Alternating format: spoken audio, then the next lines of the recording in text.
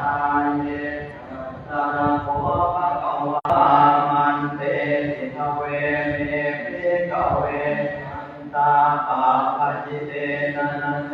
วิตาปาโยยังกาเมสุกามัสสุปาทิตานุโยโกวิโนคัมโมตุนาริโกอนันโยอนัตถสันติโตโยจายังอานาทิรัมนุโยโกอนาริโยอนัตถสันติโตเตเตภิกขเวอุปอันเตอนุภคัมธัมมาชิมาปฏิปทาลัทธาคเตนะอภิสัมโพธันปุตตะเนญาณตัตเน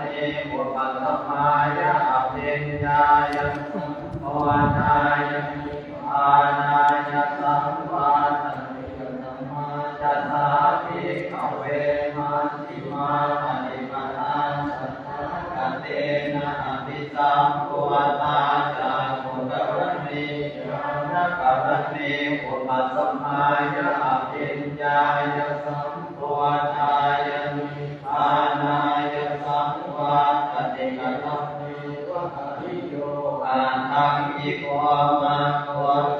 ยะติธังสัมมาเทติสัมมาสังกัปโปสัมมาวาจาสัมมากัมมันโตสัมมาอาชีวะสัมมาวายามะสัมมาสติสัมมาสมาธิโพสาภิกขเวมัชฌิมาปฏิปทานัตถาคเตนะอภิสัมโพธังปุตตะเนญาณตัตเนปุปปัสสมายะอภิญญายะสัมโพธายะนิพพานายะสัมวาทติมัคคังโภปนะภิกขเวทุกขังอริยสัจจังสิปิโตอาทัตตาภิกขุธัมมนังภิกขุอังโสกะปริเทวะทุกขโทมนังสุขายาสัมภิกขุอาภิเยหิสัมปโยโคทุกขุภิเยหิวิปโยโคทุกขุยังปิตังนรปฏิตังภิกขุอันตังปิเตนะปัญจุปาทานะขันธาทุกขาวิทัสโสปนะภิกขเว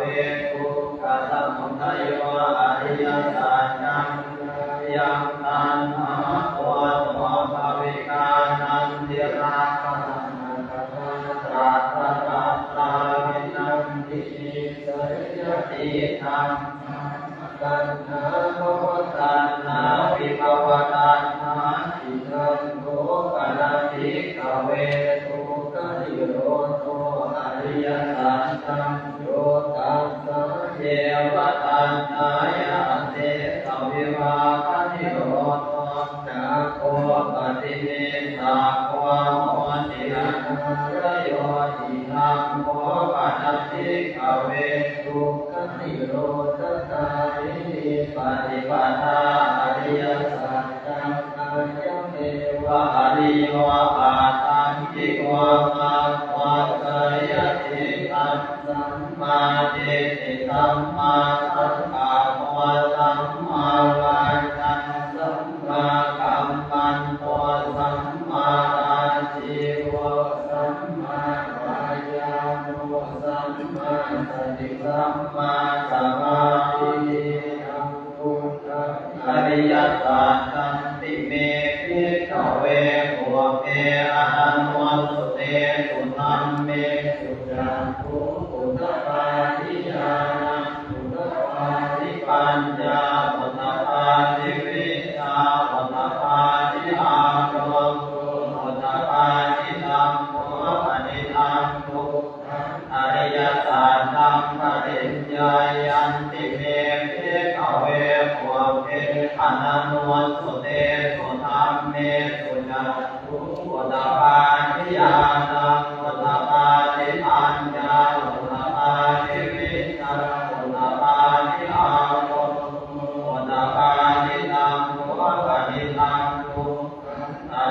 สัจจังปริญญานันติเมภิกขเว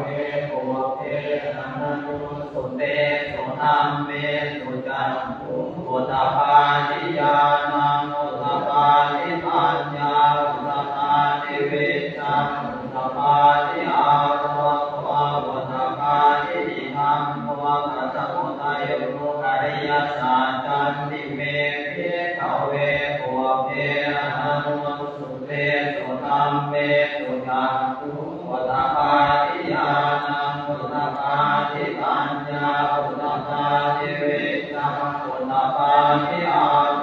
วะอุตตปาทิตัมโมปะนิทังตัวกัสสมุทัยโมอริยสัจจังมหาสัพพันติเม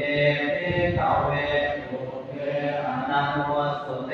สุธัมเมสุจันตุอุตตปาทิยานังอุตตปาทิปัญญาอุตตปาทิวิชังอุตตปาทิอาโรโกอุตตปาทิตัมโมอะนิโรอริยสัจจันติเม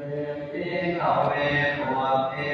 นะโนสุเตสุธัมเมสุจันตุอุตตปาทิยานังอุตตปาทิปัญญาอุตตปาทิวิชังอุตตปาทิอาโรโก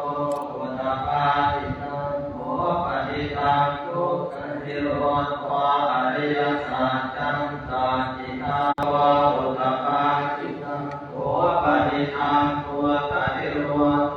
อริยสัจจังสัจจิกตันติเมภิกขเวปุเพสุเตสุธัมเมสุจันตุอุตตปาทิยานังอุตตปาทิปัญญาอุตตปาทิวิชังอุตตปาทิอาโรโกอุตตปาทิติธังตุกนิโรธกามิเนปฏิปทาอริยสัจจันติเมภิกขเวปุเพนะโนสุเตสุธัมเมสุจันตุอุตตปาทิยานังอุตตปาทิปัญญาอุตตปาทิวิชังอุตตปาทิอาโรโกอุตตปาทิตัมโมปะนิทังทุกขนิโรธกามิเนปฏิปทาอริยสัจจันติเมปุเพนะโนสุเตสุธัมเมสุจันตุอุตตปาทิยานังอุตตปาทิปัญญาโรโกอุตตปาทิโยปะเทวันตเมภิกขเวทิเมสุจันโตสุอริยสัจสุเอวันติปริวันตังภวะตัสสะอานังนะภวะตังจานะเตสัพพัมมะเกสัพสมณธรรมทิยังกัจจายตเทวมนุส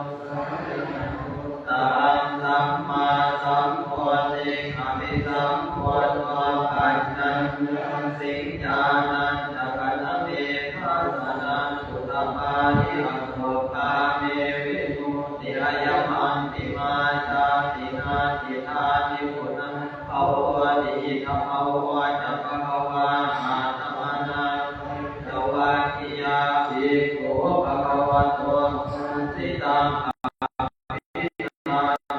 อิมาสมิจจปนวายังตระนัสสมิงคันธมานิอายัสสมันวะวันตัญญาสเวรจังเวตมนังธรรมจักขุอุตตปาทิยังติสิสมุทัยธรรมัสสัพพันตังนิโร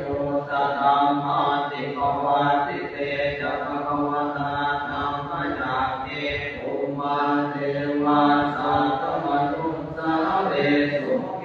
ตังภวตาราณติยังปิปิปัสสเตเตอะทายเยอนุตตรังธรรมจักขังภวติตังภาวติวัติยังสัมมเนนะวะสัมมเนนะวะเทเวนะวะมาเรนะวะสัมพุนาวะเอ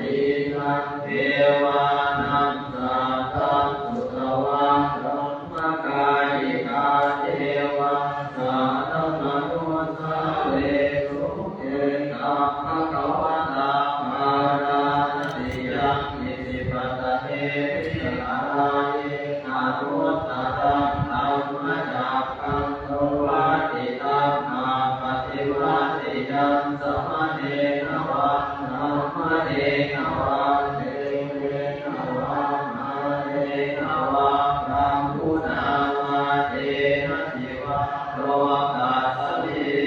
ติหะเตนะคะเลนะเตนะอุเทนะยามะคัมมะโรกาสัตโตตังทุกขัสสิอายัสสะตัสสะนานิโยนะตุสังกัปปิสัมปะกัปปิสัมปะเวทิอัปปมาโนสัพพะ